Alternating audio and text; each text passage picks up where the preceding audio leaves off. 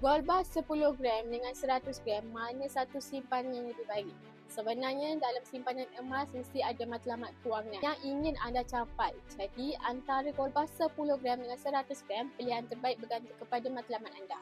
Jika matlamat anda adalah untuk tunaikan haji, simpanan untuk berkahwin, deposit beli rumah yang mana anda perlu buat bayaran sekaligus, gold bar 100 gram adalah pilihan yang lebih sesuai untuk anda memaksimalkan keuntungan. Tetapi jika matlamat anda adalah untuk menggunakan wang yang sedikit seperti simpanan kecemasan atau tabung pendidikan anak-anak, gold bar 10 gram lebih sesuai sebab anda tak perlu jual atau pajak emas dalam jumlah yang besar.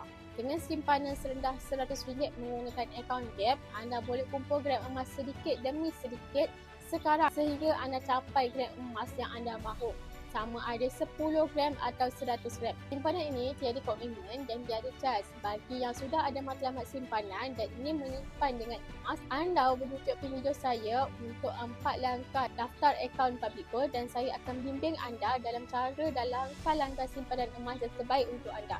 Jangan lupa untuk follow untuk lebih lagi ilmu emas dan kewangan.